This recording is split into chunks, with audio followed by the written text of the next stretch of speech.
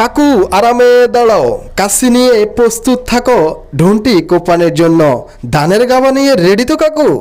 Facebook বন্ধুরা, আজকে ঢুনু নিয়ে দেখাবো আমাদের গ্রামগঞ্জের দৃশ্য।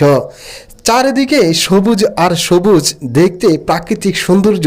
আলহামদুলিল্লাহ, পাখির চোখে দেখতে গ্রামগঞ্জের দৃশ্য এমনই। আমাদের এলাকার কৃষক ভাইয়েরা কেমন আছে? তারা বৃষ্টির আগে ইরি ধান কেটে গোলা পর্যন্ত নেওয়ার চেষ্টা। দেখতেছেন সকলে কিন্তু ধান কাটা নিয়ে ব্যস্ত। আমি এই ভিডিওটি শ্যুট করেছি শুধুই সবুজ দেখে খুবই ভালো লাগছে আমার কাছে। কিন্তু এখানে তিনজন মানুষ তারা ইরি ধান কাটতেছিল, হঠাৎ ড্রোনটি আকাশে দেখে তাদের ধান কাটা কিন্তু ব্রেক।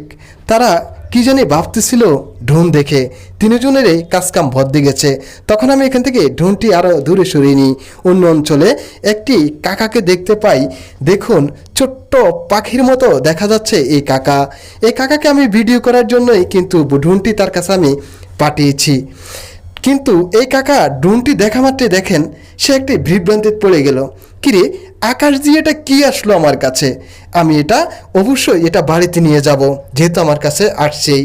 কাকা কিন্তু বুদ্ধি খুঁজতেছে যে কিভাবে এটা তার হাতে নিবে।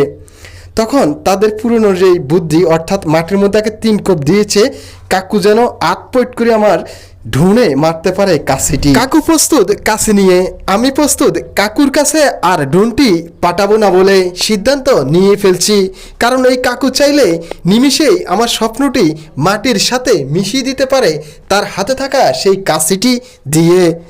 এই কাকু বুদ্ধি করে সে বক যেভাবে ধরে এভাবেই অপেক্ষায় আছে। কাকু অপেক্ষায় আছে কখন ঢুনটি কাছে যাবে। ধানের গাবা নিয়েও কিন্তু রেডি, এখানে আর থাকা যাবে না।